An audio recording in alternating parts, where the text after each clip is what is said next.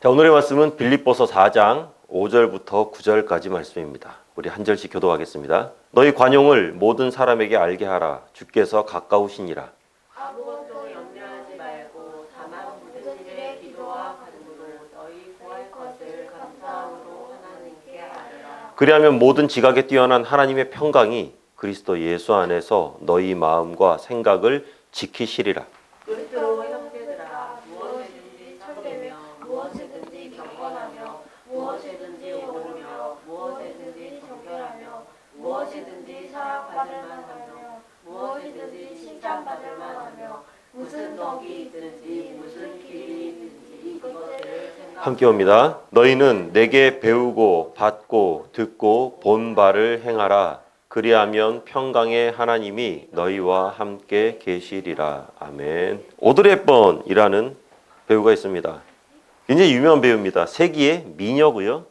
말년에는 또 수많은 봉사활동과 선행으로 많은 사람들에게 큰 감동을 주었던 분입니다. 이분이 돌아가시기 1년 전에 크리스마스 이브에 가족들이 다 모였는데 그 자리에서 자기 자녀에게 유언과 같은 얘기를 하면서 다음과 같은 말을 해줬다고 합니다. 아름다운 입술을 가지고 싶으면 친절한 말을 하라. 사랑스러운 눈을 갖고 싶으면 사람들에게서 좋은 점을 봐라. 날씬한 몸매를 갖고 싶다면 너희 음식을 배고픈 사람과 나누어라. 아름다운 머리카락을 갖고 싶으면 하루에 한 번 어린이가 손가락으로 너의 머리를 쓰다듬게 하라. 아름다운 자세를 갖고 싶으면 결코 너 혼자 걷고 있지 않음을 명심하라. 사람들은 상처로부터 복구돼야 하며 낡은 것으로부터 새로워져야 하며 병으로부터 회복되어야 하고 무지함으로부터 교화되어야 하며 고통으로부터 구원받고 또 구원받아야 한다. 결코 누구도 버려서는 안 된다. 기억해라. 만약 도움의 손이 필요하다면 너의 팔 끝에 있는 손을 이용하면 된다. 네가 더 나이가 들면 손이 두 개라는 걸 발견하게 된다. 한 손은 너 자신을 돕고 다른 한 손은 다른 사람을 돕는 손이다. 굉장히 멋진 말입니다. 그죠? 만약에 여러분들이 사랑하는 사람에게 마지막 말을 해야 된다면 이제 곧 헤어질 것 같고 다시는 못 만나게 될 것 같은, 하지만 내가 너무나도 사랑하는 나의 가족이나 나의 친구들이나 그런 사람들에게 마지막 말을 해야 된다면 어떤 말을 남기고 싶습니까? 어디에 어떤 보험을 얼마짜리를 들어놨고 어디에 내가 말한 숨겨놓은 땅이 어디에 있고 실은 저 건물도 우리 거고 사놓은 주식이나 코인은 어디에 잘 이렇게 있으니까 너희들이 나중에 확인하면 되고 이런 것들 정리해 주는 것 굉장히 중요할 겁니다. 그런데 아마 마지막이라고 생각한다면 가슴속 깊이 간직했던, 때로는 그들이 살아가면서 꼭 이것만은 지켜줬으면 좋겠다라는 당부의 말을 아마 한자 한자 굉장히 소중하게 적어놓지 않을까 생각이 되어집니다.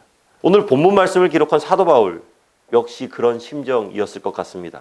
로마의 감옥에 투옥된 채 언제 주님 곁으로 갈지 모르는 상황, 이런 상황 가운데 빌립보 교인들을 향해서 간절한 마음으로 써 내려가던 편지, 이게 빌립보서인데 이 편지의 막바지에 다다르니까요, 사랑하고 사모하는 이 형제 자매들에게 자신의 기쁨이고 면류관인 자들을 향해서 계속 이제 권면의 메시지를 막 전합니다. 이렇게 했으면 좋겠다. 저렇게 했으면 좋겠다. 이 본문 말씀 앞에서는 함께 주 안에 서서 같은 마음을 품고 한 멍에를 메고 서로 도울 것과 항상 기뻐할 것을 권면했습니다. 그리고 오늘 말씀의 처음은 관용에 관해서입니다.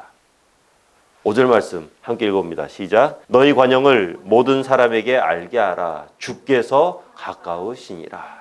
너희 관용을 모든 사람에게 알게 하라. 이 관용의 원어적인 의미는요, 다양한 음식을 받아서 잘 소화시키는 위장의 기능을 가리키는 말이라고 합니다. 잘 소화시켜버리는 것. 자, 어떤 음식이든지 그 음식이 상하지만 않았다면, 위생상으로 문제만 없다면 그 음식을 소화시키는 위는 별 문제 없습니다. 그죠? 잘 소화시켜서 내 것으로 만들 수 있어요. 그런데 문제가 뭡니까? 먹는 우리가 문제죠. 먹기 힘든 음식들은 분명히 존재합니다. 만약에 재래식 화장실, 굉장히 냄새나는 화장실에다가 맛있는 짜장면을 거기다 갖다 놨어요. 그리고 그 냄새나는 곳에서 짜장면을 먹어라. 그러면은 먹을 수 있겠어요? 굉장히 힘듭니다. 어렵습니다. 정갈하고 맛깔스럽게 차려진 음식을 바라보면서 군침을 흘리는 것은 당연지사입니다만, 그 음식이 이렇게 꿈틀꿈틀 기어다니는 살아있는 애벌레처럼 생겼거나 아니면은 뱀처럼 이렇게 생긴 것들, 왠지 모르게 막 움직이는 것 같은 그 뱀을 먹어라 라고 이렇게 할 때 정말 냄새가 나고 정말 고약한데 상대방이 막 웃으면서 이렇게 막 음식을 먹으라고 줄 때 우리는 굉장히 괴로워집니다. 음식을 입에 넣는 것 어렵죠, 그죠? 그런데 어떻게든지 그 음식을 입에 넣어서 넘기면 어때요? 뱃속에 들어가면 다 똑같아요. 그 음식은 우리에게 소화가 됩니다. 관용이라는 것이 이런 것 같아요. 관용이라는 것. 우리는 모두 생각이 다르고 삶의 환경이 다르고 표현하는 방법이 다르고 바라보는 세계관이 다르고 이해의 폭과 받아들이는 방법, 이 모든 것들이 다 다릅니다. 그렇기 때문에 내가 가지고 있는 이 오감을 이용해서 상대방을 바라볼 때, 그리고 그 오감만으로 살아갈 때 대부분 갈등 상황에 빠질 수밖에 없습니다. 음식을 바라보면서 우리가 갈등을 하게 되는 음식이 생기는 것처럼. 하지만 나의 모든 관점을 배제하고 상대방을 있는 그대로 받아들일 때 우리 일상에서는 갈등이 아니라 관용이 넘치는 삶을 살아갈 수 있게 될 거예요. 관용이라는 것, 있는 그대로 받아들여서 내 안에서 소화시켜버리는 그러한 것들을 말하는 것이죠. 이것 말고도 오늘 본문 말씀은 빌립보 교인들을 향해서 아무것도 염려하지 말라, 아무것도 걱정하지 말고 언제나 감사하는 마음으로 기도하고 간구하고 모든 소원을 하나님께 아뢰라 권면하죠. 또 무엇에든지 참되고 무엇에든지 경건하고 옳으며 정결하며 사랑받을 만하며 칭찬받을 만하며 무슨 덕이 있든지 기림이 있든지 간에 이러한 것들만 생각하고 살아라 라고 권면합니다. 우리도 이런 모습으로만 산다면 얼마나 좋을까요? 삶의 걱정 다 내려놓고 감사하는 마음으로 하나님께 기도하고 간구하기를 쉬지 않는 생활, 무엇이든지 참되고 경건하고 옳으며 순결하고 사랑스러우고 명예롭고 덕이 되고 칭찬할 만한 것들만 생각하고 그렇게 지키며 우리가 살아가게 된다면 굉장히 나이스한 삶을 살 수 있겠죠. 우리 모두는 사실 그렇게 살기 위해서 노력합니다. 살기 위해서 굉장히 많은 애를 쓰기도 합니다. 그런데 그렇게 살아가는 것이 쉽지는 않습니다. 어떤 상황에서도 관용의 마음을 잃지 않고 넉넉하게 받아들이는 것, 늘 모든 걱정을 내려놓고 감사하는 마음으로 기도에 힘쓰거나 하나님께서 기뻐하시는 삶을 살기 위해서 생활의 모든 부분과 순간들을 고민하며 살아간다. 이론적으로는 굉장히 좋습니다만 쉽지는 않죠. 그리고 이 말씀은 아마도 당시를 살아가는 빌립보 교인들에게도 굉장히 어려운 말씀이었을 겁니다. 그리스도를 믿는다는 이유 하나만으로도 핍박당하고 멸시당하고 잡아 가두려는 자들이 주변에 있습니다. 그러한 자들에게 관용을 베풀고 넉넉하게 그들을 받아들여라. 쉽지 않죠. 입에 풀칠하기도 어려운 상황, 누가 고발해서 언제 잡혀갈지 모르는 상황, 이런 상황 가운데 염려를 내려놔라. 때로는 그리스도를 모른다고 하고 위기를 모면하고 싶은 욕구가 그들의 참된 삶을 방해하는 거고요. 하나님 앞에서 경건한 생활보다는 내 마음대로의 생활이 사실 훨씬 더 쉽습니다. 그렇게 살아가는 것이. 옳은 것을 말하게 될 때 사람들로부터 오히려 손가락질 받게 되고요. 남들보다 도덕적으로 정결한 삶을 살아가려 노력하면 노력할수록 이상하게 주변에 유혹의 손길은 더 많습니다. 하나님께서 기뻐하실 삶을 살아가기 위해 노력하고 애쓰지만 반대되는 삶으로의 유혹은, 특히 영적으로 육적으로 타락한 시대를 살아가던 그들의 삶은 하나님께서 기뻐하시는 삶을 추구하며 그것대로 살아가는 것에는 굉장히 어려움이 있었죠. 너무도 힘겨운 싸움이었을 겁니다. 그리고 그러한 사실을 누구보다도 잘 알고 있었던 사람이 바로 바울이죠. 하지만 담대하게 선포하듯이 빌립보 교인들을 향해서 권면하고 있습니다. 바울이 이렇게 힘을 내서 담대하고 자신 있게 권면할 수 있는 이유는요, 가장 먼저는 주님께서 가까워 오셨기 때문에.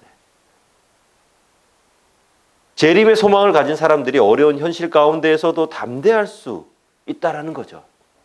바울은 이것을 야고보서 5장 7절에서 다음과 같이 말씀합니다. 읽어보겠습니다. 시작. 그러므로 형제들아 주께서 강림하시기까지 길이 참으라. 보라 농부가 땅에서 나는 귀한 열매를 바라보고 길이 참아 이른 비와 늦은 비를 기다리나니. 아멘. 비록 현재의 모습은 아무런 소망이 없는 그저 마른 땅의 모습 같아 보일지라도 반드시 내릴 이른 비와 늦은 비를 기다리면서 씨앗을 뿌리고 수고하며 추수의 때를 기다리는 농부의 마음처럼 비록 지금의 모습은 말씀대로 살아가기 굉장히 힘들고 어렵고 그리고 뭔가 하나님께서 기뻐하시는 삶을 사는 것보다 내 뜻대로 살아가는 것이 좀 더 쉬운 이 시기에 오히려 예수님의 때를 기다리는 것 그리고 그 약속의 시간이 찾아오면 반드시 승리할 것이다라는 그런 예수님을 믿고 기다리며 신뢰함으로 인내하는 신앙이 있기 때문에 바울은 어려운 상황 가운데서도 힘을 내라, 기뻐하라, 참되라, 의로워라 라고 권면할 수 있는 거죠. 다음으로 하나님의 평강이 우리를 지킬 것이기 때문에 바울은 이렇게 담대하게 권면할 수 있습니다. 요한복음 14장 27절에서 예수님이 이렇게 말씀하셨죠. 읽어보겠습니다. 시작. 평안을 너희에게 끼치노니 곧 나의 평안을 너희에게 주노라. 내가 너희에게 주는 것은 세상이 주는 것과 같지 아니하니라. 너희는 마음에 근심하지도 말고 두려워하지도 말라. 아멘. 세상이 주는 평안과 다른 평안. 세상이 주는 평안은 몇 가지 특징이 있습니다. 먼저 세상이 주는 평안을 얻기 위해서는 언제나 대가를 지불해야만 합니다. 좀 좋은 시설이 좋은 굉장히 안락한 그리고 맛있는 음식도 가득한 그런 멋진 호텔에서 쉬려고 한다면은 그에 합당한 아주 많은 대가를 지불해야만 하죠. 세상이 주는 평안은 그리고 유한합니다. 아무리 많은 대가를 지불하고 살아간다고 할지라도 그 즐거움을 누릴 수 있는 시간은 언제나 정해져 있죠.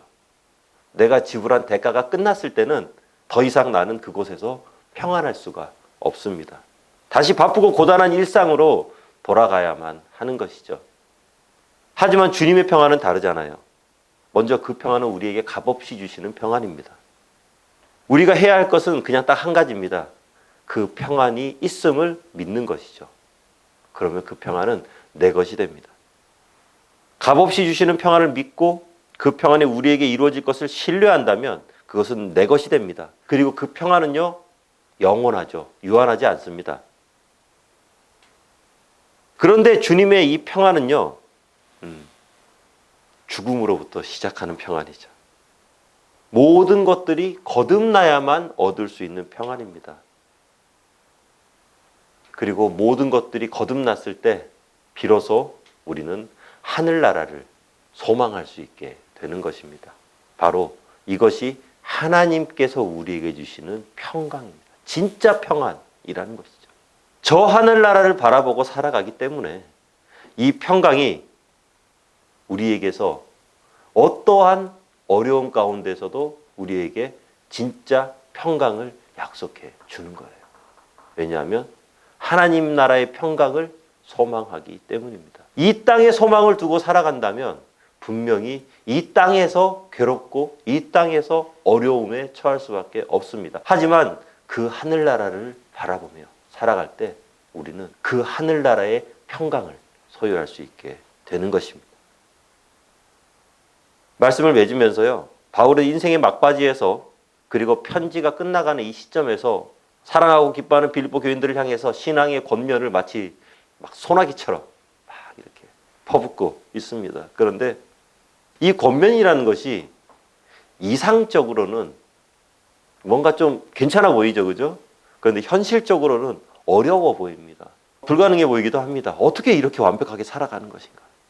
그러한 사정을 잘 알고 있던 바울이었지만 현실에 연연하지 않고 담대하게 빌립보 교인들을 향해서 권면하고 있습니다. 그리고 이 권면은 오늘을 살아가는 우리에게도 동일하게 말씀하시는 하나님의 말씀입니다.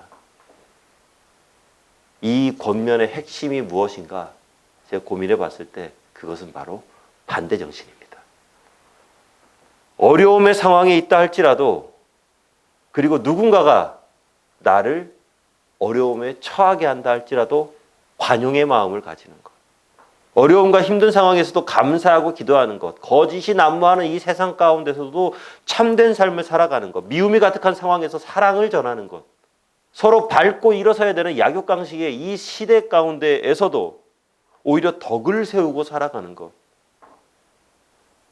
이것이야말로 이 땅을 살아가는 크리스찬의 삶의 모습이 되어야만 할 것입니다. 오늘의 9절 말씀을 제가 마지막으로 한번 읽어드리겠습니다. 너희는 내게 배우고 받고 듣고 본 바를 행하라. 그리하면 평강의 하나님이 너희와 함께 계시리라. 오늘의 이 바울의 권면이 우리의 삶 가운데 온전한 모습으로 나타나게 되기를 주님의 이름으로 축원합니다. 기도하겠습니다. 하나님, 어떠한 상황에서도 관용을 잃지 않는 우리의 삶이 되도록 하여 주시옵소서. 하나님께서 기뻐하시는 모습으로 살아가고 참되고 바르며 온전하며 모든 것에 덕을 나타낼 수 있는 우리의 삶이 되도록 해 주시옵소서. 세상이 어떻게 하든지 하나님께서 기뻐하시는 것을 찾아서 때로는 그것이 세상에 반하는 그러한 모습이라고 할지라도 그것이 하나님께서 기뻐하시는 것이라면 담대하게 그 길을 걸어가며 그곳에서 그리스도의 십자가를 세워가는 우리의 모습들 다 되도록 해 주시옵소서. 예수님 이름으로 기도합나이다. 아멘.